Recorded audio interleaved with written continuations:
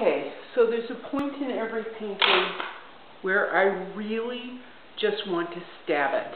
I want to take a very large knife and stab it and stab it some more, and then maybe cut it up and then take it outside and pour gasoline on it and light it on fire and then jump on it a whole bunch of times and run it over with my truck. Then take the remnants and throw it on the railroad tracks and let the train run over it a couple of times for a few days maybe, or a lot. Then let animals eat it. Then stab it some more, drag it back into the parking lot and run it over my truck and stomp on it some more. And then maybe pee on it. And that's where we are right now with this. Every single painting is the same thing. I get to a point where I just want to destroy it. And just at that point, like, I'll wipe it down. I'll be so angry. I'll just take mineral spirits and and start painting again. And that's when it fixes itself. I'm not willing to do that yet, which is funny because I want to run it over and stab it. But I'm not willing to wipe it down yet, because really, it's almost there. But what I wanted, it's almost there, but it's not, and I hate it, and I don't. But what I thought I'd take advantage of, because I'm in that, oh my God, I hate what I'm doing so much point, I thought I'd share with you a couple of things, a couple of tricks that I use when I'm painting, and I'm just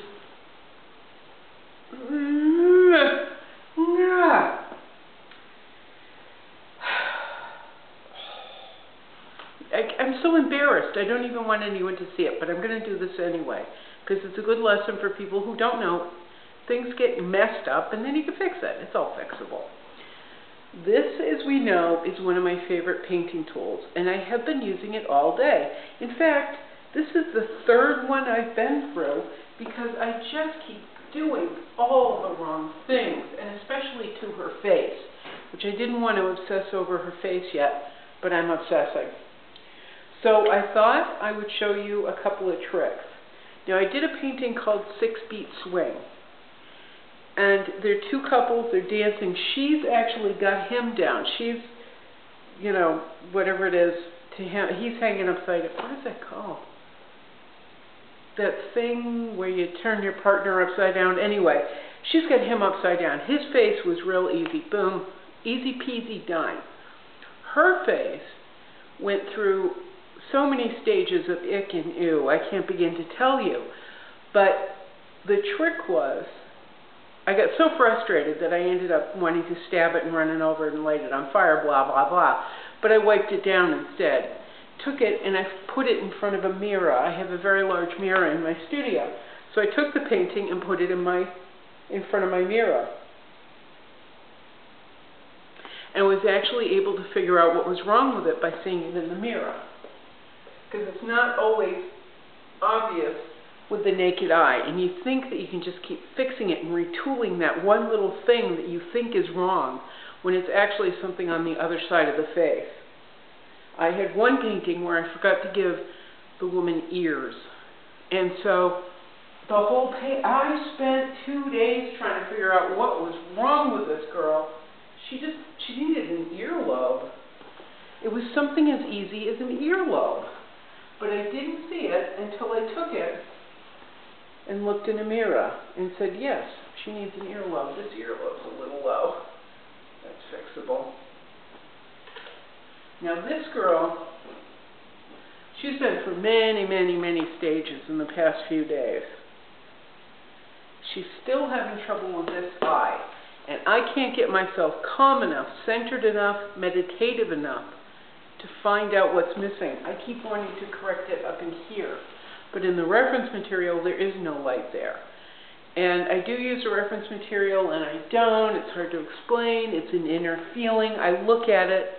I usually sit with a cup of coffee or my hot lemon water on the other side of the room and I stare at it from umpteen feet away.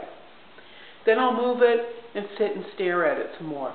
Or I'll turn it around, have it face the wall. I'll work on something else, turn it back around, figure it out later.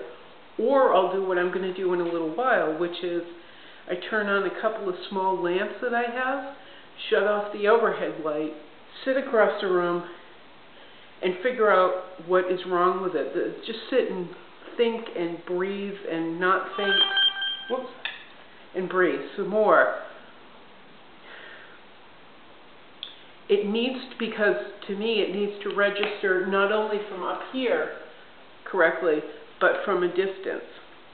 I want to make sure that the viewer, when they walk into a room, whether it's 5 feet away or 20 feet away, they get the same effect. They're not trying to adjust their stance to correct the painting. Oh, there it is. Now it feels right. Okay, well, I guess I got to stand here for it to feel right. You never want that.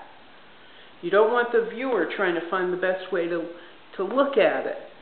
You want it to make complete sense, or I do, from here down the hallway. It should register correctly and not look too bizarre. I have to wear glasses, so it will be blurry, but beyond that. So anyway, I look in the mirror and I can already see something I can do here to help. This is one of my tricks, again, is looking in the little mirror. And I don't know if this is correct or not. Oh, shut up. I don't know if this is correct or not. It's helping because it's softening her face. It's rounding out her face. And I am using orange. I'm using an unusual color. But my work is somewhat abstracty. It's somewhat expressionistic, blah, blah, blah. So the mirror is one tool. The other tool that I use is something you've been hearing going on and off in my hand, is a camera. A friend of mine just sent me this, so now I've got 2 little cameras. I'll take pictures of the work and look at them at home on my computer, but then I also look at the photographs here in studio, and it helps. And this camera is a little Polaroid that a friend sent me, and luckily I can hold the one image for as long as I want after taking it, so that I can, this is just how I work. I can look at the photo and try and adjust. And believe me, today I've taken hundreds of photos of this little girl trying to find her face, or trying to figure out how to correct her face. Oh, come on. No, I don't want to do that.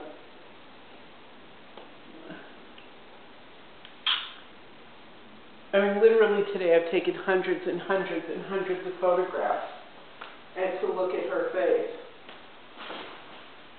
So, this is still not correct. This is, I'm going to go insane.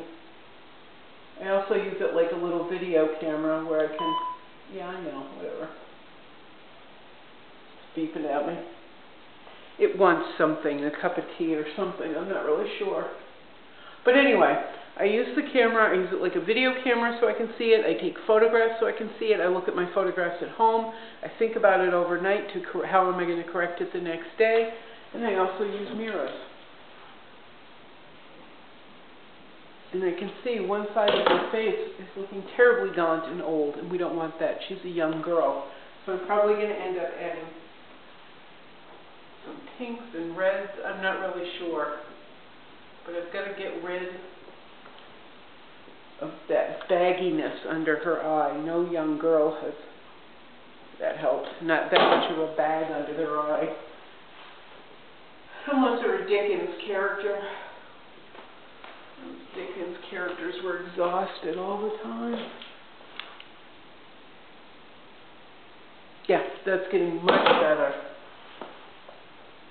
Like I said, it's not perfect, but at least at this moment, sharing with you, showing you my trick, looking in the mirror, taking pictures, reworking. I don't quite want to stab it anymore or set it on fire.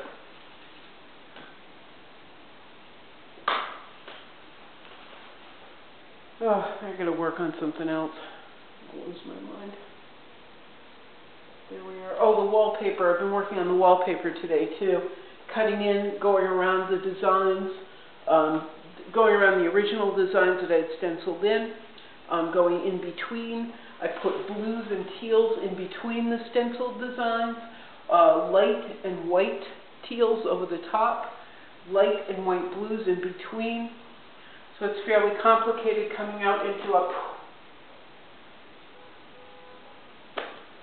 an ease.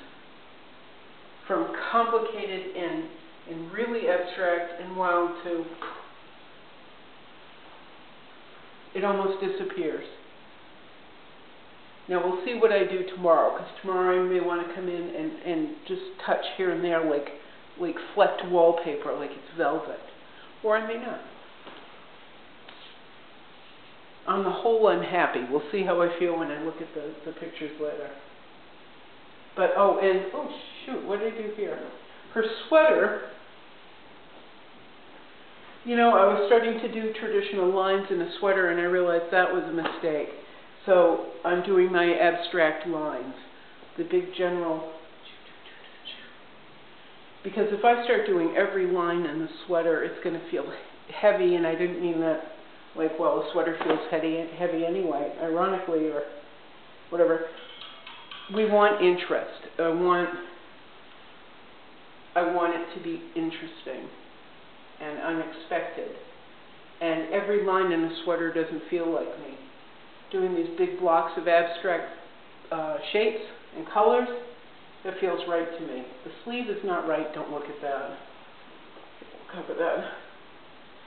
But I'm getting happier with the sweater since I went, oh yeah, I just gotta put in a couple shapes. Put in a couple shapes, that's all.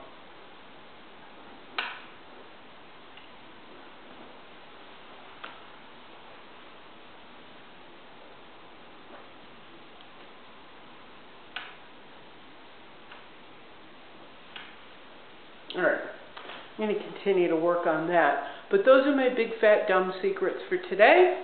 Or tips. Use a mirror, use your camera, and use the rag. Don't keep going over it with paint. Use the rag.